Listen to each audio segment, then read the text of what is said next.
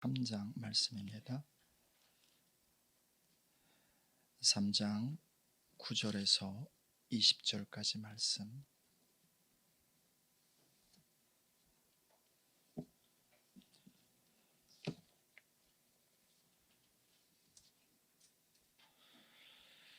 하나님의 말씀을 저와 여러분이 한 절씩 나누겠습니다. 그때 내가 여러 백성의 입술을 깨끗하게 하여 그들이 다 여호와의 이름을 부르며 한 가지로 나를 섬기게 하리니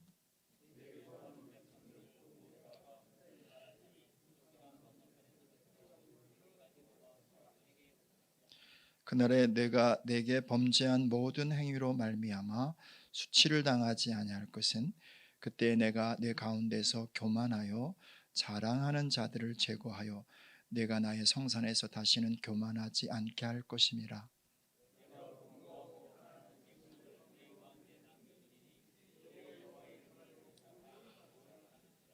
이스라엘의 남은 자는 악을 행하지 아니하며 거짓을 말하지 아니하며 입에 거짓된 혀가 없으며 먹고 누울지라도 그들을 두렵게 할 자가 없으리라.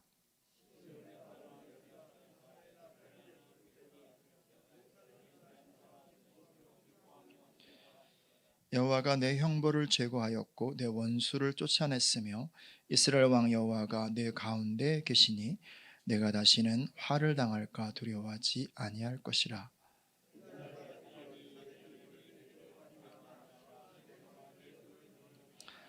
너희 하나님 여호와가 너희 가운데에 계시니 그는 구원을 베푸실 전능자이시라. 그가 너로 말미암아 기쁨을 이기지 못하시며 너를 잠잠히 사랑하시며 너로 말미암아 즐거이 부르며 기뻐하시리라 하리라.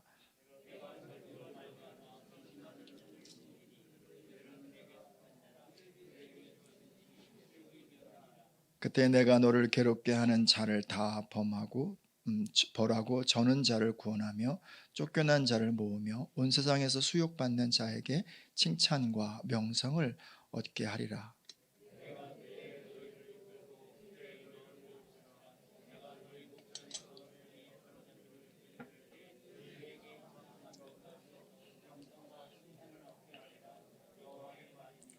아멘, 아멘, 할렐루야. 하나님께 영광의 박수 드리겠습니다. 옆 사람, 뒷 사람 인사합시다. 사랑하고 축복합니다.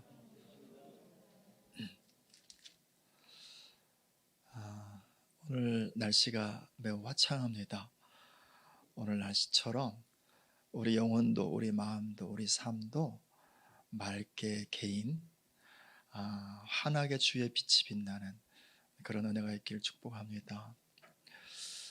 오늘은 한 노인의 질문으로 말씀을 시작해 보려고 합니다. 그런 남유다가 멸망할 때 부모님과 함께 바벨론으로 포로로 잡혀간 사람이었습니다. 에레미야를 통해 하나님 말씀하신 것처럼 70년이 찼고 그리고 이제 그 포로에서 귀환하는 그 무리 중에 있는 한 사람이었습니다. 예루살렘으로 올라오면서 너무 많이 기대를 했습니다. 어릴 적에 보았던 예루살렘 성, 그리고 또 밝게 빛나던 아름다운 성전을 꿈꾸면서 그래 올라왔습니다. 올라와 보니 예루살렘 성벽은 거의 다 허물어져 있는 채 황폐하게 있습니다. 성전은 불타 없어지고 그저 흔적만 조금 남아 있을 뿐입니다. 이스라엘 백성들의 삶, 남아 있는 사람들의 삶을 유심히 보니까 말이 아닌 거예요. 이방 백성들과 결혼을 하고 그러니 피가 한참 섞이고 또 그들의 신앙의 모습도 보니 이전과 전혀 다르지 않은, 여전히 우상 숭배도 하고 있고 여전히 하나님의 말씀과 상관없이 살아가는 그들의 모습을 봅니다. 기대가 큰 만큼 실망도 큰 법이죠. 큰 실망 속에서 질문 하나를 합니다. 하나님께서 말씀하신 남아있는 자란 누군가? 남은 자는 도대체 누구를 말하는가? 모세를 통해서 말씀하고 또 이사야와 에레미야와 그리고 아모스와 미가와 요엘과 또 오늘 본문의 말씀이 기록된 스바냐 선지자를 통해서 말씀하셨던 남은 자가 있을 거라고 하는데 도대체 남은 자가 어디 있단 말인가? 누가 남은 자란 말인가? 사랑하는 여러분, 렘넌트요. 지금도 남은 자 신앙을 하나님은 찾고 계십니다. 그래서 이 주제를 가지고 적어도 한두 번 정도는 설교를 들어보셨을 것입니다. 주님께서 이 시대의 남은 자들을 찾고 계신다고요. 저는 우리 새하늘교회가 진실로 남은 자 교회이기를 소원합니다. 또 저와 함께 신앙생활을 하시는 여러분 모두가 이때에 남은 자 신앙을 가지시는 하나님의 사람들 되시기를 진심으로 축복합니다. 그 질문을 가지고 오늘 본문 말씀 안으로 들어가 보겠습니다. 우리가 먼저 본문의 말씀 안에서 만나는 것은 심판하시는 아버지의 마음입니다. 우리는 예언서를 읽으면서 항상 지워지지 않는 반복된 질문이 있습니다. 하나님께서 창조주이신데 왜 멸하시는가 말입니다. 그러려면 창조는 하지 마시지. 그렇게 끝장내시려면 시작을 하시지나 마시지. 왜 시작해 놓으시고 심판하시고 왜 멸하시고 끝장을 내시느냐 말입니다. 그 하나님의 사랑이시라고 말하는데 웬만하면 용서하고 웬만하면 그냥 넘어가야지. 왜 그것을 그렇게 다 싸잡아서 심판을 하시느냐 말입니다. 예, 이것에 대해서 몇 번 설교도 했고 여러분은 설교도 들었기 때문에 이미 생각으로는 알고 있습니다. 다 이러이러한 이유 때문이지. 그러나 심정적으로 동의하기가 쉽지가 않습니다. 이것을 나에게 적용시키면 더 그렇습니다. 아니 좀 용서 좀 해주시면 안 되나?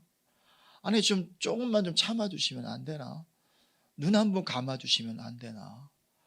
왜 그렇게 득달같이 달려와서 심판하시고 어렵게 하고 힘들게 하시는가?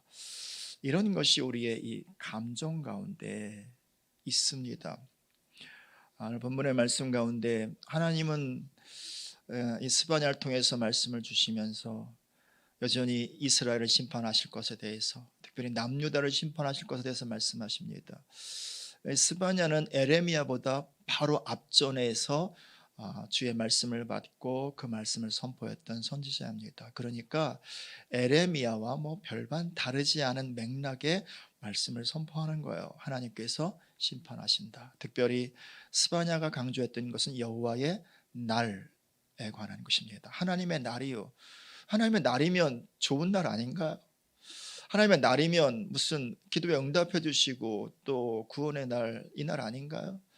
그런데 스바냐는 그 반대라고 말합니다. 심판의 날이라고요.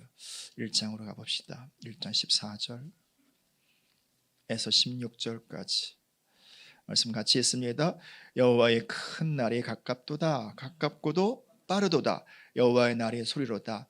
용사가 거기서 심히 슬피 우는도다. 그날은 분노의 날이요 환난과 고통의 날이요 황폐와 패망의 날이요 캄캄하고 어두운 날이요 구름과 흑암의 날이요 나팔을 불어 경고하며 견고한 성읍들을 치며 높은 망대를 치는 날이로다. 희망적인 단어가 한 단어도 없습니다. 다 절망적인 단어고 사실 별로 듣고 싶지 않은 피하고 싶은 그런 단어들입니다. 여호와의 날, 그날이 바로 이런 날, 다시 말하면 심판의 날이라는 거예요. 그렇다면 이렇게 심판하시는 하나님의 마음, 하나님의 심정은 도대체 어떠하실까요? 이 하나님의 심정을 가장 정확히 표현한 한 단어가 있습니다. 그 단어를 한번 찾아보십시오. 18절 같이 있습니다. 그들의 은과 금이 여호와의 분노의 날에 능히 그들을 건지지 못할 것이며 이 온 땅이 여호와의 질투의 불에 삼켜지리니 이는 여호와가 이 땅 모든 주민을 멸절하되 놀랍게 멸절할 것입니다. 심판에 대해서 다시 말씀하시면서 한 가지 단어를 툭 던집니다. 뭐예요? 질투요. 질투. 하나님께서 질투하시는 불로 심판하실 거라는 거예요. 로마서 말씀 가운데 보면 이 질투는 죄의 목록 중에 하나입니다. 그렇죠? 뭐 시기, 또 무슨 또 뭐 음란, 뭐 또 뭐 이렇게 거짓, 뭐 이런 거 있잖아요. 뭐 악독, 이런 거 다 동류라는 거, 동류. 다 한 죄의 부분이라는 거예요. 근데 하나님께서 하나님의 마음을 표현하시기 위하여 이 단어를 차용하십니다. 우리가 어찌 그 마음을 다 알 수 있겠습니까? 어찌 사람들이 쓰는 단어가 하나님의 마음을 다 담아낼 수 있겠습니까? 담아내지 못하지요. 그럼에도 불구하고 하나님의 마음과 가장 가까운 단어가 있다면 바로 여기 질투라고 하는 단어입니다. 누가 질투합니까? 사랑하는 사람이 질투합니다. 근데 인간적인 질투가 문제가 있는 것은 뭐냐면, 인간에게는 순수한 사랑만이 있는 게 아니라 이 속에 이기심도 있고 집착도 있고 그런 게 있어서요, 드러나는 시기가, 드러나는 질투가 사실은 좋은 의미보다는 공격도 있고 상대방에 대한 그런 분노도 있고 섞여 있기에 문제가 있는 거죠. 그렇죠? 근데 하나님의 사랑은 문제가 없어요. 그분의 사랑은 완전합니다. 그래서 그 완전한 사랑을 갖고 질투하시는 분이라는 거예요. 하나님께서 선지자 호세아를 부르시고요, 정말 감당하기 어려운 말씀을 하십니다. 음녀를 데려다가 결혼하라는 거예요. 여러분, 선지자로 부름을 받았으면 나름 경건한 삶을 살았던 사람 아닌가요? 나름 온전한 예배자 아닌가요? 그러니까 하나님께서 말씀의 통로로 세우시고 부르신 거죠. 그런데 인생에서 가장 중요한 중차대한 결혼을 하는데 음녀를 데려다 결혼하래. 그 음녀가 누구냐면 신전 창녀예요. 당시에 바알과 아세라 신을 섬길 때 제사 지내잖아요. 그 제사의 한 부분이 남자와 여자가 성적인 관계를 맺는 거예요. 그걸 보면서 이제 뭐 신이 좋아한다는 거죠. 그래서 그 예배, 그 제사를 위해서 신전에 있었던 신전 창녀 중에 한 사람, 고매를 데려다가 결혼을 합니다. 하나님 말씀하시는 거죠. 애 낳고 행복하게 잘 살라고. 이게 하나님의 마음인 거예요. 이스라엘을 당신의 백성으로 선택하신 하나님, 이스라엘이 무슨 택하심 받을 만한 이유와 조건이 있어서가 전혀 아닌 거예요. 그들도 여전히 신전 창녀처럼 죄를 범하고 하나님이 아닌 다른 우상과 짝하였고 여전히 악과 어두움 가운데 있는 자들이었단 말이죠. 근데 하나님께서 그들을 당신의 자녀 백성 삼으신 유일한 이유, 사랑 때문이라는 거예요. 그 사랑으로 그들에게 은혜, 값없이 주시는 선물, 그거 주셔서 그들을 당신의 백성 삼으시고 자녀 삼으셨다는 거죠. 우리가 하나님의 자녀된 근거가 여기 있지 않나요? 우리가 하나님의 자녀가 되기 위해서 하는 게 아무것도 없잖아요. 그렇잖아요. 우리도 신전 창녀 고멜과 같은 그런 사람들이었단 말입니다. 하나님께서 우리를 먼저 사랑하셔서, 그죠? 우리를 택하시고 우리를 건져내시고 우리를 당신의 자녀 삼아 주신 거란 말입니다. 그래서 하나님과 더불어 행복하게 잘 살자고, 아름다운 삶을 함께 세워가자고 그렇게 초청하신 거죠. 이스라엘이 그랬단 말입니다. 그래서 그들을 아름답고 광대한 땅, 젖과 꿀 흐르는 땅으로 이끌어 들이시면서 나는 너희 하나님이 되고 너희는 나의 백성이 되고 니캉 네캉 여기서 에덴 동산을 이루고 잘 살자, 이 말씀하신 거거든요. 그러면서 너희가 내 말을 잘 듣고 순종하면 너희가 복을 정말 많이 받을 거다. 내가 많은 은혜를 더 줄 거다. 줄 게 너무 많다 말씀하시죠. 그런데 그들이 가나안 땅에 들어와 보니까 뭐 좀 다르거든요. 농사를 잘 지으려면 하나님보다 바알을 섬기는 게 더 효과적인 것 같아. 하나님께 기도하고 하나님께 예배하는 것보다 아세라 신에게 절하고 아세라 신에게 제사 지내는 게 훨씬 더 풍요를 누릴 것 같고 애도 잘 날 것 같고 복 받을 것 같아요. 그래서 조금씩 마음이 하나님께로부터 떠나서 바알과 아세라를 향합니다. 전쟁이 터졌어요. 당장 급해요. 그럼 하나님께 기도해야 되는데 기도하는 것보다 훨씬 빠른 건 뭐냐면 이 강대국의 힘을 빌어오는 거예요. 돈을 주고 용병을 사오든지 아니면 뭘 주고 그리고 예, 그 군대를 동원하든지 이게 훨씬 빠르고 훨씬 효과적인 것처럼 보여요. 점차로 하나님을 의지하기보다는 이웃의 힘을 더 의지합니다. 강대국의 군대의 힘을 더 의지합니다. 더 나가서 하나님 말씀을 왜 이렇게 하지 말라는 게 많은지, 난 하고 싶은데 내 육체에서 말하는 건 이것도 하고 싶고 저것도 먹고 싶고 다 하고 싶은데 왜 도대체 하나님 말씀에는 하지 말라는 게 왜 이렇게 많은지 참 귀찮게 하고 마음을 어렵게 하는 게 너무 많단 말입니다. 그래서 에이 그냥 그래서 생각을 따라 육체의 요구에 따라서 그래서 살아갑니다. 그것을 하나님은 음란이라고 말합니다. 간음이라고 말을 해요. 예, 그렇게 호세아 선지자가 신전 창녀였던 고멜을 데리고 왔어요. 그래서 아이 3명을 낳고 잘 살았어요. 아니, 남편 잘 섬기고 그리고 아이를 잘 키우고 그러면 되는 거라고요. 행복하게 살면 되는 거라고요. 근데 이 여인이 또 다른 남자와 눈이 맞아가지고 집을 나가버렸어. 여자가 집을 나가면 굉장히 심각하잖아요. 그렇죠? 남자는 나중에라도 들어와요. 힘없으면 들어온다고. 근데 여자는 안 들어오잖아요. 그렇잖아요. 집을 나가버렸어.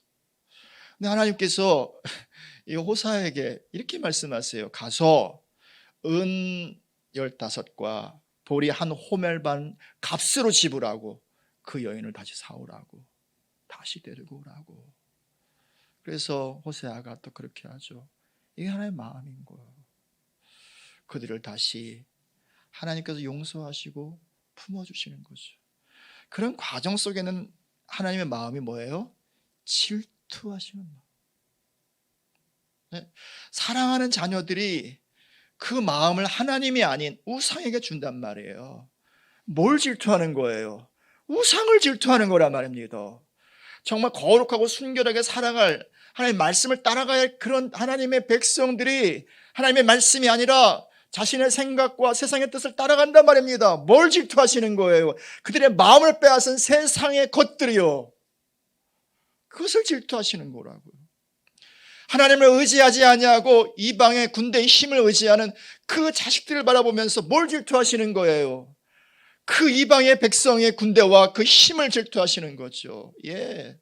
하나님이 단 한 번도 사랑하는 자녀들을 미워하지 않으세요. 그들을 싫다고 손살을 치지 않으신단 말이에요. 그런데 여기서 이렇게 많은 부정적인 단어를 쓰시면서 질투한다고 하시는 말씀의 대상이 뭐냐면 정말 하나님을 사랑해야 할 이들의 마음을 빼앗아가는 우상과 죄와 악과 거역과 불순종과 세상의 이 많은 것들에 대한 하나님의 불타는 마음이고 마음이 너무 아픈 거예요. 그 질투로 하나님께서 심판을 하시는 거예요. 그러니까 뭘 심판하는 거예요? 죄를 심판하시는 거죠. 우상을 멸하시는 거죠. 그리고 이스라엘 백성들이 그렇게 의지하였던 다른 세상의 힘을 다 끊어버리시는 거죠. 그렇게 좋다고 추구했던 세상의 것들, 명예와 돈과 권력과 이 모든 것들을 다 흩어버리시는 거죠. 하나님이 정말 원하시는 건 한 가지. 이스라엘 백성 그 한 사람. 우리 하나님은 우리에게 뭘 돈을 원하는 게 아니라 대단한 업적과 위대하고 놀라운 어떤 일을 원하는 것이 아니라 저와 여러분 영혼, 여러분 자신을 원하시는 거예요. 그래서 우리 하나님은 지금도 여전히 우리의 마음을 빼앗아가는 또 다른 것이 있다면 여전히 질투하시는 분이 있어요. 하나님보다 다른 어떤 것을 사랑하는 그것이 있다면 그것에 대하여 하나님은 질투하시는 분이시란 말이에요. 그것이 우리의 마음을 너무 많이 빼앗아간다면, 그것이 하나님을 향한 사랑으로부터 우리를 돌이키게 한다면 하나님은 질투하시는 사랑으로 그것을 심판하실 수밖에 없으신 거죠. 그러므로 사랑하신 여러분 안심하십시오. 절대로 하나님은 여러분을 포기하지 않으십니다. 우리가 무슨 실수를 범하든 무슨 죄를 저지르든 무슨 잘못을 범하든 하나님이 결코 우리를 포기하지 않으시는 분이십니다. 설령 심판을 하실지언정 우리를 끊어버리시는 분이 아니라는 것입니다. 그리고 주의하십시오. 여러분이 아무리 하나님을 뒤로하고 그리고 도망치려 해도 여러분은 죽어도 하나님 앞에서 도망갈 수 없는 사람들입니다. 왜냐하면 하나님은 포기하지 않으시는 분이기 때문에 그렇습니다. 끝까지 추적하시는 분이기 때문에 그렇습니다. 여러분이 어디로 숨든 바다 끝에 가든 하늘 꼭대기로 가시든 어디에 가시든 주님은 항상 거기까지 추적하시고 여러분을 붙잡으시고 드디어 여러분을 돌이키게 하시는 분이십니다. 그러므로 애초에 하나님으로부터 멀리 갈 생각을 하지 않으시기를 축복합니다. 그리고 항상 하나님과 이 험난한 이 삶의 여정 괜히 이렇게 맞닥뜨리지 마시고 하나님과 늘 화평하시고 동행하시고 늘 함께 하시는 그 은혜가 있기를 축복합니다. 계속 말씀 안으로 들어가 봅시다.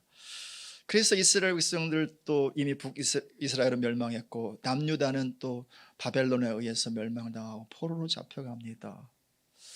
포로로 잡혀가서 뭐 한 10년 정도나 있으면 되는 거 아닌가요? 한 5년 그 정도면 충분한 거 아닌가요? 왜 70년이란 말이에요? 70년. 그 견딜 수 없는 시간이잖아요. 70년을 어떻게 견뎌요? 그죠? 나이 들은 상태로 포로 잡혀가신 분들은 이미 거기서 돌아가셨을 것이고, 그죠?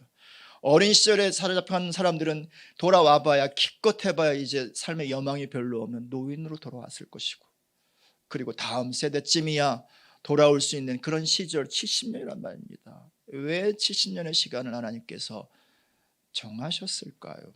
지난주에 말씀을 나누면서 70이라는 숫자는 영원한 언약이라는 사실을 나눴습니다. 동시에 70이라는 숫자는 완전한 안식이라는 의미가 있어요. 7이라는 숫자는 안식이잖아요. 그죠? 7일째 안식일, 7년 안식년 그렇잖아요. 그죠? 근데 70년은 뭡니까? 안식년이 몇 번이에요?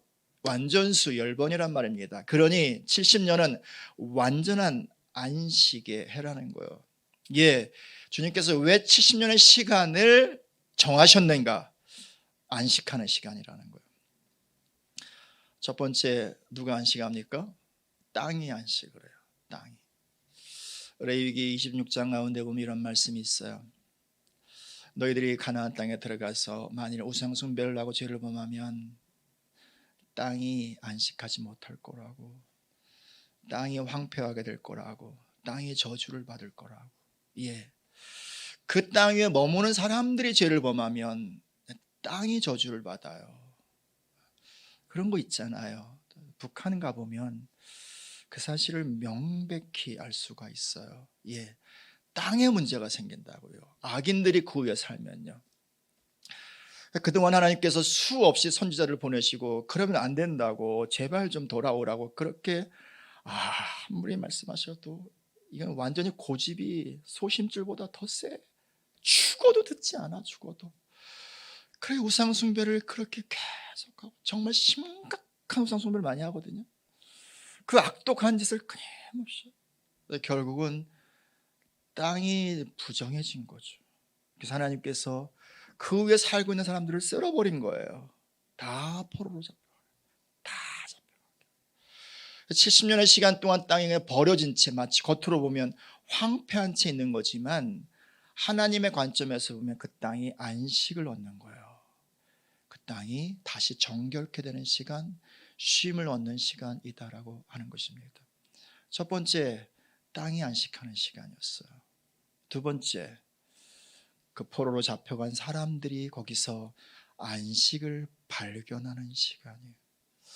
여러분들이 포로로 잡혀간다고 상상을 해봅시다.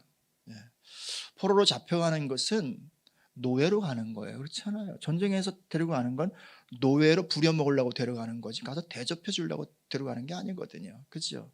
어떻게 끌고 갔냐면 옷을 다 벗겨요. 그리고 포승줄로 묶어요. 그렇잖아요. 근데 이게 뭐 부모만 가는 게 아니라 자식들도 옆에 딸려갈 수 있단 말입니다. 옆에 자식이 있다고 생각해 보세요. 얼마나 수치스러워요. 얼마나 고통스러워요. 또 미래를 생각하면 얼마나 두려워요. 나는 그래도 괜찮아. 고생하며 살 수 있어. 그런데 내 자식은 도대체 무슨 죄가 있냐고. 이 자식 어떻게 사냐고. 얼마나 많은 염려와 얼마나 많은 걱정이 가득하겠어요. 그렇게 정말 고통스럽게 포로로 잡혀가요. 그렇죠? 그리고 가서 이제 뭐 어디서 뭐 노예살이를 하든 아니면 뭐 중노동에 동원이 되든 그렇게 뭐 하루 이틀 아니면 몇 달을 살 거란 말입니다. 좀 시간이 지나면 좀 감정이 가라앉잖아요. 그렇죠? 그리고 드디어 이제 이성이 움직이기 시작하잖아요. 생각이 움직이기 시작하잖아요. 어떤 생각? 왜 하나님께서 우리를 심판하셨지? 왜 하나님의 백성인 우리가 멸망을 당해야 했지? 성전이 있는 예루살렘이 왜 불타 없어졌지? 왜 우리는 포로로 잡혀와 하지? 이 질문하지 않았을까요? 정상적인 신앙인이라면 말입니다. 그렇잖아요. 그러면서 동시에 이런 생각 들지 않았을까요? 우상을 섬기는 게 정말 아무것도 아니구나. 하나님 섬기는 것보다 조금 더 좋을 줄 알았어. 더 복받을 줄 알고 더 번성할 줄 알고 자식들 잘 될 줄 알았거든. 근데 그 결과가 이거야. 헛되구나. 아무것도 아니구나 정말. 그렇게 다른 사람의 힘을 의지하고 아니면 다른 나라의 군대의 힘을 의지하고 그걸 쫓아가는 것, 그때는 급해서 그게 더 빠를 것 같아서 그랬는데 결국 그 놈들이 공격을 하더란 말이죠. 사람들의 도움도 결국 아무것도 아니구나. 그렇게 좋아하던 돈, 그렇게 얻으려고 했던 지식, 그렇게 붙잡으려고 했던 명예, 사람들의 인정, 그것이 결정적일 때 자기를 도울 수 없는 사실을 보면서 이것도 정말 아무것도 아니구나. 다 구름 잡는 거구나. 마지막에 뭐가 남아요? 인생의 잔고가 제로야. 그렇게 채우려고 했던 잔고들이었는데 다 아무것도 없어.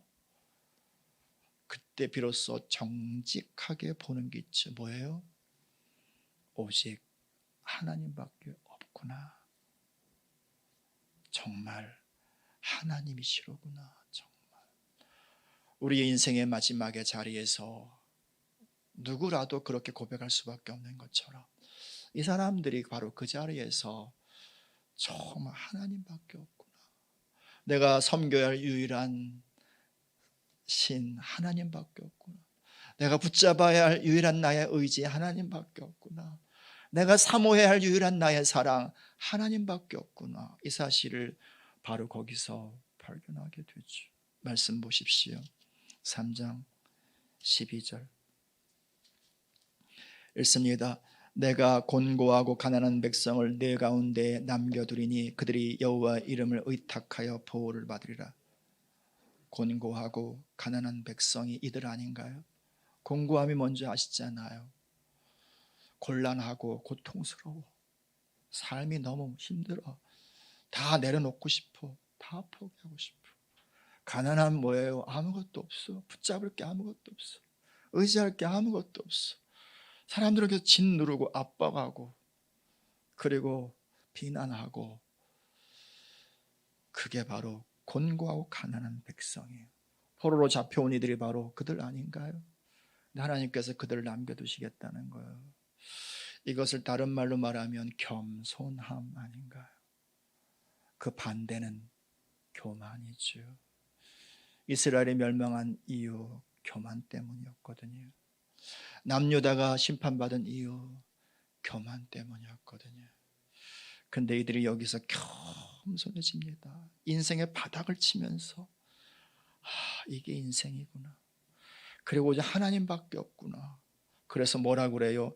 여호와의 이름을 의탁하여 보호를 받을지라.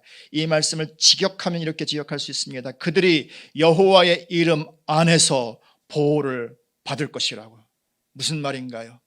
저는 여호와 이름을 부르지 않았어요. 의지하지 않았어요. 자신의 힘을, 주변 사람들의 도움을 더 의지하였어요. 우상을 더 좋아했어요. 그런데 와서 보니까 아니더라는 거지요. 인생의 맨 밑바닥에 처해 보니까 아니더란 말이지요. 정말 유일한 도움은 하나님밖에 없구나 사실을 알게 되었다는 거죠. 그래서 진실로 마음 깊은 곳에서와 입술의 고백이 하나님, 여호와 하나님밖에 없다고 그 이름을 부르면서 결국 그들이 여호와의 이름 안에 거한다는 거예요. 이게 안식 아닌 거예요. 수고하고 무거운 짐진 자들아 다 내게로 오라. 내가 너희를 쉬게 하리라. 왜 수고하고 무거운 짐을 져요? 세상 것들을 한껏 껴안고 있으니까, 그거 내려놓지 못하니까, 그거 포기하지 못하니까 그렇게 어깨가 무겁고 삶이 힘든 거 아닌가요? 주님 말씀하세요. 그거 내려놓고 나에게 와. 더 정확히 말할까요? 그거 나한테 맡겨. 네가 이렇게 붙잡는 재정 나한테 맡겨. 자녀들 나한테 맡겨. 너의 건강, 미래 나한테 맡겨. 다 내려놔. 그리고 너는 나만 좀 바라봐. 나에게 와. 내가 너를 쉬게 하리라. 이게 안식 아닌가요? 예, 안식을 모르던 이스라엘 백성들이었어요. 유다 백성들이었어요. 세상에 안식이 있는 줄 알았거든. 돈에 안식이 있는 줄 알았거든. 사람들의 인정에 안식이 있는 줄 알았거든. 그런데 그게 아니라 진정한 안식처인 하나님을 드디어 만난 거죠. 그리고 그 안에 거하는 삶을 시작한 것이죠. 그 70년의 시간, 바로 포로로 잡혀갔던 이 사람들이 하나님 안에서 안식하는 시간이었던 거예요. 사랑하는 여러분, 지금 우리는 코로나 바이러스 상황 가운데 있습니다. 왜 이런 일이 왔는지 아직도 사실은 잘 몰라요. 1년 넘게 어려운 시간들을 지나가고 있습니다. 터널 같은 시간들을 지나고 있습니다. 개인적으로 어렵고 힘든 시간들, 어려운 일들이 많이 있으실 것입니다. 우리를 더욱더 가난하게 하고 더 곤고하게 만드는 일들이 있을 것입니다. 왜 하나님께서 이런 일을 허락하셨을까요? 인생의 바닥에서 다시 하나님의 이름을 부르라는 거 아닌가요? 그 수고하고 무거운 짐 내려놓고 다시 주의 품으로 달려오라는 거 아닌가요? 그래서 진정으로 주 이름 안에서 안식을 찾으라는 것 아닌가요? 이 시간이 주님 안에서 안식을 찾으시는 그런 시간 되시기를 예수님 여러분 축복을 드립니다. 세 번째, 누가 안식해요? 하나님이 안식한다고. 여러분, 성경을 보면 하나님도 안식이 필요하시다고 그래요. 그래서 6일 동안 창조하시고 7일째 되는 날 하나님이 쉬셨다고 그러잖아요. 그리고 안식을 제정하시면 너희도 쉬어라. 나도 쉴 거야. 나도 쉴 거야. 말씀을 하십니다. 그런데 여러분, 하나님이 안식하실 수가 없었어요. 왜? 처소가 없으니까. 하나님의 처소가 어딘가요? 영혼이요, 마음이요, 마음. 다시 말하면 누구도 하나님께 이 영혼과 마음을 내어드리는 사람이 없었다는 거예요. 그러니까 하나님이 안식할 수 없었던 거죠. 그런데 비록 포로로 잡혀왔지만, 곤고 가난한 백성들이지만 하나님께 마음을 내어주는 사람들이 일어나기 시작한 거죠. 그들 안에서 하나님도 안식하신다고 말씀하세요. 14절부터 16절 있습니다. 시온에 따라 노래할지어다. 이스라엘아 기쁘게 부를지어다. 예루살렘 따라 전심으로 기뻐하며 즐거워할지어다. 여호와가 네 형벌을 제거하였고 내 원수를 쫓아냈으며 이스라엘 왕 여호와가 네 가운데 계시니 내가 다시는 화를 당할까 두려워하지 아니할 것이라. 그날의 사람이 예루살렘에 이르기를 두려워하지 말라. 시온아 내 손을 늘어뜨리지 말라. 아니, 포로로 잡혀갔는데 뭐 기뻐할 것이 있다고? 기뻐하래요. 아니, 삶이 고통스럽고 힘들고 고달픈데 즐거워하래요. 아, 무슨 머리에 꽃 하나 꽂고 다니면 그러면 그럴 수 있지만 삶이 영 아닌데 어떻게 기뻐하고 어떻게 즐거워하라는 것입니까? 그렇죠? 무리한 요구하시는 거 아닙니까? 아니면 과도한 요구를 하시는 거 아닙니까? 그렇죠? 근데 하나님께서 기뻐하래요. 왜? 여호와께서 너희 가운데 계시니. 이 가운데는요, 존재의 중심이에요. 중심, 영혼의 중심, 마음의 중심, 존재와 삶의 중심 가운데 여호와 하나님께서 오신다는 거예요. 그분이 함께 머무신다는 거예요. 그분이 함께 사신다는 거예요. 그분이 바로 거기에서 안식을 얻으신다는 거예요. 예수님께서 인자는 머리 둘 곳이 없다고 말씀하신 이유가 여기 있었거든요. 주께 마음 주는 사람이 없었던 거예요. 근데 여기 비로소 그 가난한 심령, 그 겸손한 심령으로 주께 마음 주는 이들 가운데 주께서 오셔서 당신의 거처, 처소를 삼으시는 거죠. 그래서 하나님께서도 안식을 얻으시는 거예요. 그리고 하나님은 그 시간 동안 무엇 하시는가 보십시오. 17절 있습니다. 읽어요. 너희 하나님 여호와가 너희 가운데 계시니 그는 구원을 베푸실 전능자이시라. 그가 너로 말미암아 기쁨을 이기지 못하시며 너를 잠잠히 사랑하시며 너로 말미암아 즐거이 부르며 기뻐하시리라 하리라. 아멘. 그 하나님이 너희 가운데 계신데요, 그 하나님 너를 너무너무 기뻐하신다는 거예요. 그리고 그 하나님은 구원을 베푸실 만한 충분한 전능자이시라는 거예요. 그리고 그 하나님이 그 안식의 시간 무엇을 하시는가 보십시오. 너를 잠잠히 뭐라 그래요? 사랑하시며, 이 말을 직역하면 너를 사랑하는 사랑 안에서 그가 새 일을 행하실 것이다, 이 말이에요. 좀 더 정확히 번역하면 그 사랑 안에서 너를 새롭게 만들 것이다, 이 말씀이에요. 여기서 잠잠이라고 하는 이 단어는 침묵하다, 조용하다는 의미도 있지만 조각하다, 만들다, 몰딩한다, 이런 의미가 있어요. 다시 말하면 하나님께서 그 안에 거하시면서 그냥 아무것도 안 하시는 게 아니라 하나님은 쉬지 않으시는 분이잖아요. 열심히 쓰신 분이시잖아요. 그 사랑 안에서 뭐예요? 조각을 하시는 거예요. 영혼을, 마음을, 존재와 삶을 다시 망가진 것 다시 이렇게 세우고, 깨어진 것 잘 연결하시고, 그리고 무너진 것 다시 이렇게 세워서, 그래서 하나님께서 뭐라 그래요? 너로 말미암아 즐거이 부르며 기뻐하시리라. 춤을 추신데 하나님은 약간 자뻑 경향성이 계세요. 그죠? 창세기 1장에 그거 말씀하지 않나요? 뭘 창조해 놓고 어휴 참 너무 좋네, 나 잘했네, 이렇게 말씀하신다는 거예요. 그렇죠? 그래서 사람을 창조하시고 나서 심히 좋다고, 너무너무 좋다고, 이 말씀이에요. 이 말씀. 하나님께서 그렇게 오셔서 당신께 조각하시고 비적하시면서 와 너무 아름답다, 와 너무 놀랍다, 와 너의 존재, 너의 마음, 넌 너무 정말 대단하다, 이렇게 하나님께서 너무너무 기뻐하시고 너무너무 행복해 하신다는 거예요. 하나님께서 그렇게 안식하신다고요. 안식하시면서 그렇게 비적하신다고요. 할렐루야. 우리가 주 안에서 안식하면 주께서 우리 안에 오셔서 안식을 누리십니다. 그분께서 우리를 이제 비적하시는 거예요. 정말 아름답게, 정말 주님 보시기에도 그렇게 기뻐하고 즐거워할 만한 모습으로 우리의 영혼과 우리의 마음과 우리의 삶을 비적하신다고요. 할렐루야. 그 은혜가 있기를 축복합니다. 그래서 마지막으로요, 하나님의 목적이요, 도대체 하나님 뭘 이루시려고 하는가? 말씀 보십시오. 18절 있습니다. 내가 절기로 말미암아 근심하는 자들을 모으리니 그들은 내게 속한 자라. 그들에게 지워진 짐이 치욕이 되었느니. 이게 뭔 말하냐면 하나님께 예배를 해야 되는데 예배할 수가 없어요. 포로니까 너무 마음이 무거워. 특별히 절기만 되면 너무 힘들어. 그런 이들을 하나님께서 뭐예요?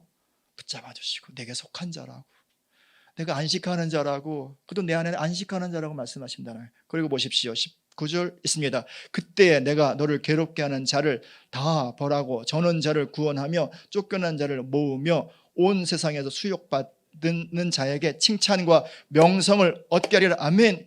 그들이 절름발이들이었다는 거예요. 잡혀갈 때 포로의 삶이 그런 삶이라는 거예요. 제 힘으로 서지 못하는 비그덕거리는 삶이었다는 거예요.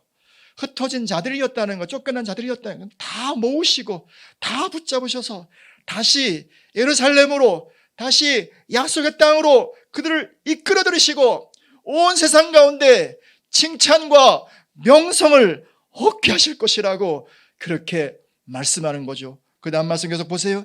내가 그때에 너희를 이끌고 그때에 너희를 모을지라. 내가 너희의 목전에서 너희의 사로잡힘을 돌이킬 때에 너희에게 천하 만민 가운데서 명성과 칭찬을 얻게 하리라. 여호와의 말이니라. 전에는 수욕을 당했어요.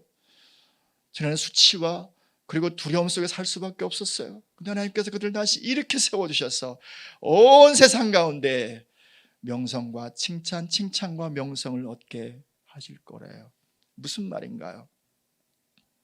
사람들이 보니까 저거 다 망한 나라 같았는데 저거 다 끝난 백성들 같은데 살아날 뿐만 아니라 이전의 모습보다 더 훌륭하게 나라가 세워져.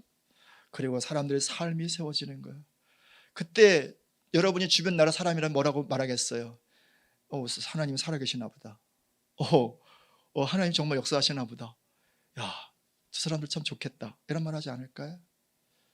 야, 저 사람들 진짜 하나님의 백성인가 보다. 할렐루야. 하나님, 여러분, 우리가 적용해 봅시다. 이건 무엇을 말하나? 나를 아는 사람들이 나를 보고 이렇게 말하는 거 아닌가요? 야, 과연 너는 진짜 하나님의 사람인 것 같아. 전에는 몰랐는데, 야, 너 어떻게 그렇게 참을 수 있어? 나 같으면 10번, 20번 뒤집어졌어. 근데 야, 그걸 참아내냐 너? 견뎌내냐 너?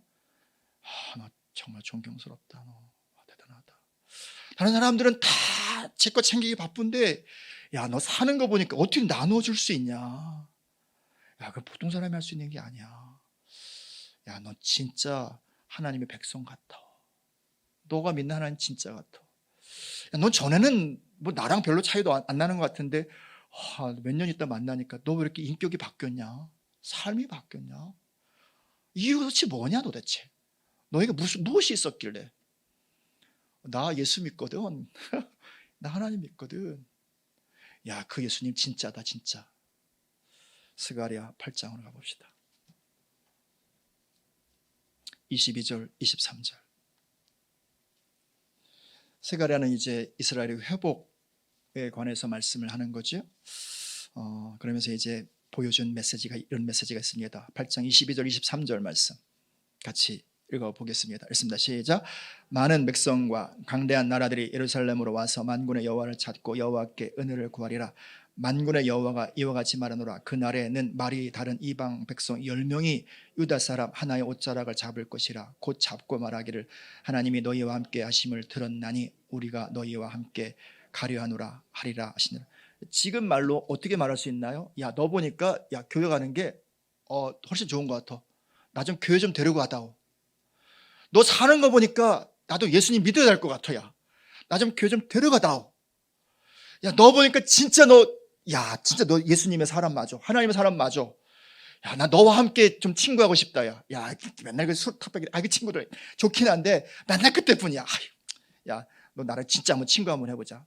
이런 말들이 나를 알고 있는 사람들이 나에게 말하는 거 아닌가? 그렇지 않아요. 그것이 칭찬과 명성 아닌가요? 무슨 나라에서 모든 사람이 내 이름을 알아주고 이런 거 말고요. 나를 아는 사람들이 인정해 주는 거죠. 너 과연 하나님의 사람이다. 너 진짜 믿고 있는 하나님이 살아있는 것 같다. 이게 내가 알고 있는 모든 이들 가운데 하나님의 영광을 돌리는 거 아닌가요?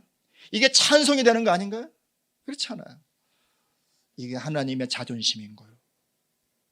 이게 질투하신 하나님의 사랑의 자존심인 거예요. 마침내 사랑스러운 당신의 자녀들 이렇게 세우시길 원하시는 모든 부모의 마음이 그렇잖아요. 모든 부모의 마음이. 이게 하나님의 마음인 거예요. 새하늘교회가 이때에 정말 칭찬과 명성을 얻는 그런 교회가 되기를 원하는, 성도님 한 분 한 분이 정말 모든 사람들 가운데 하나님의 이름으로 칭찬과 명성을 얻으시는, 그것이 하나님의 자존심이요, 이것이 하나님의 사랑이라 말입니다. 그리고 바로 그들이 남은 자, 렘넌트인 거야. 남은 자는 물리적으로 그 땅에 남겨진 자가 아니라 여호와 이름 안에 있는 자들, 그분의 얼굴 앞에 서 있는 자들이 바로 남은 자인 거예요. 이때도 마찬가지 아닌가요? 하나님 앞에 서 있는 자들, 하나님의 이름 안에서 안식을 얻는 자들이 바로 이때에도 남은 자인 것이고요. 하나님이 그들을 높이 드셔서 칭찬과 명성을 얻게 하시고 하나님의 영광을 모든 이들 가운데 선포하시기를 원하세요. 우리 교회가 그런 교회 되시기를 축복합니다.